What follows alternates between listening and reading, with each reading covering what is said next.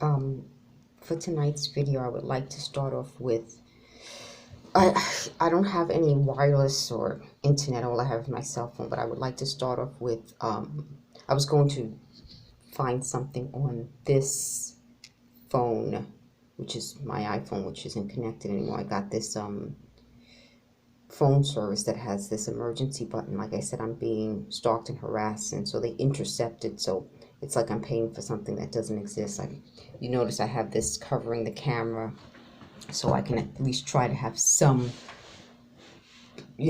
at least the illusion of privacy, even though I know I don't have any privacy because even in the previous video, they knocked in response to what I was saying. So I don't know how they're doing this, but like I said, I don't want to make my videos about them. I want to make it about people who are going through this type of thing and how we can sort of regain control over our lives and not let them monopolize every second of our day. So that's why I'm doing these videos. So let me just play this, and I may talk over it a bit because I have this video uploaded already. So I may talk over it, but it's a quick video. So I'll start our conversation off with the video, and then from there we can move on to some of the other aspects of these personalities, I'll call them.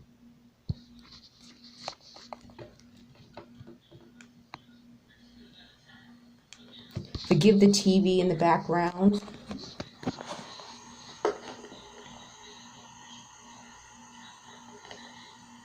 So you've met the guy. Now what? You're probably asking yourself, where is this relationship going? What path are you on? Been there, done that. Hello. The most important thing to decide is he boyfriend material? Let's quickly examine the facts. Does he genuinely like you? Are his feelings real, or is he just having fun? Why does he like you? Is it based on your personality, physical attraction, mental stimulation, and emotions, or just superficial things like looks and money? Does he make time for you? Is he where he says he will be, or does he cancel your plans? It isn't that much fun eating alone. What are his future plans? And are you included in his plans? And if you're including his plans, do you know what those plans are? Do you connect on all levels, mentally, physically, and emotionally? So let's just go over this again. Does he genuinely like you? Why does he like you? Does he make time for you? Does he cancel your plans? What are his future goals? Are you included in his plans? And do you connect on all levels, mental, physical, and emotional? If so, then you have a winner. Please don't forget to like this video, subscribe, and please leave some comments. We would love to hear from you. Thanks. So as I was telling you, how I've been trying to get I've been re-uploading my previous videos, and since I don't have, since I know that this was hacked, this iPad was definitely hacked. I left it in the apartment, so it was definitely hacked. And when I came back, everything was deleted except where under privacy it had a bunch of weird things.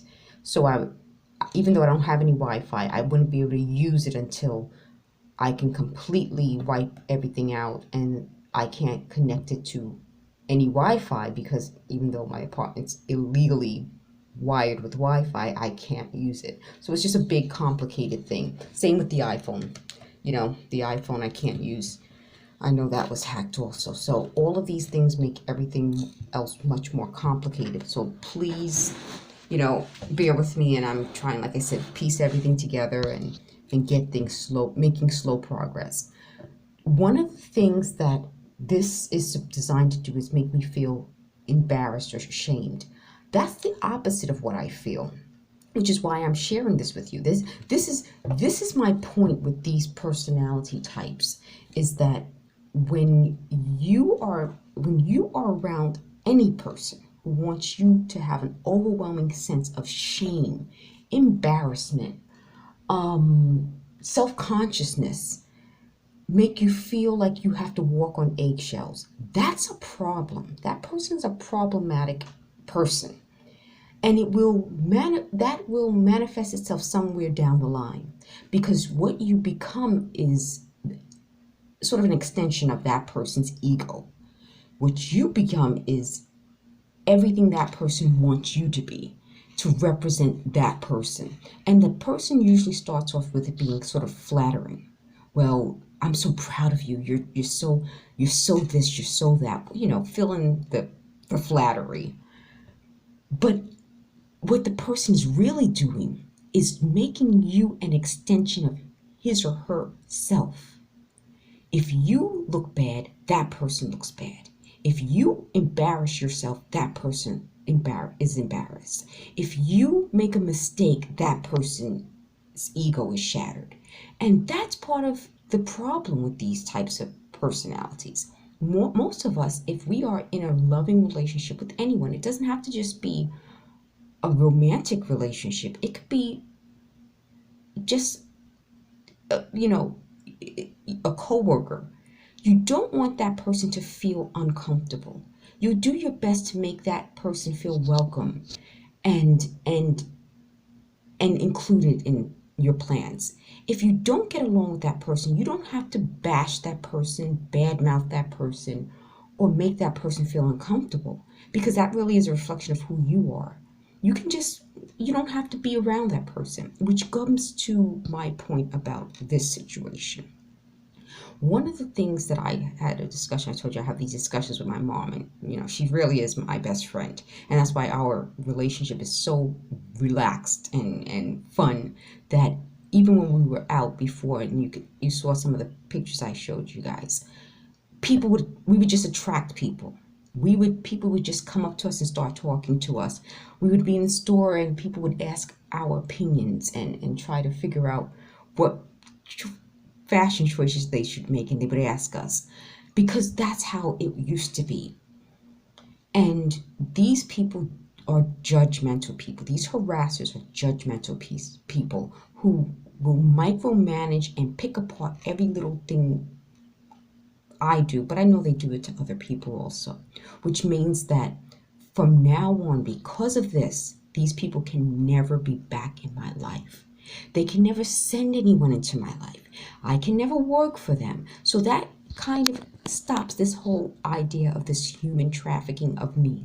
Because what this does is it makes it very impossible for them to reappear. And this is what I said, this is how these people operate. Or for them to introduce me to someone, or for them to come into wherever I'm working and socialize with me. It makes it impossible, because now I am, in their minds, damaged goods. And once you are damaged goods, you cannot be around me. And I'm talking to you folks to let you know that this is how they operate. I can no longer be an extension of themselves, because I do not represent what their ego needs. Before, when you saw these other pictures of me, and you could see how that's why they were coming to me. That's why they wanted to be around me.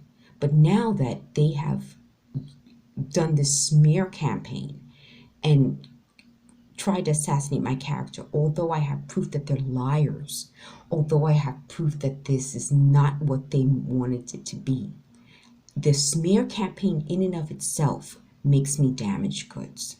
So that automatically stops this cycle, and it automatically stops the idea that I can be part of whatever it was they wanted me to be part of, because that means I am not the person they wanted to portray me to be. Do you get what I mean? So let me just rephrase that. And one day I told my mom, I said, please, Ma, her comments are so insightful. You have to join me on this video, not just to talk about these types of things, because once you gain more insight into it, you start to see how these people operate.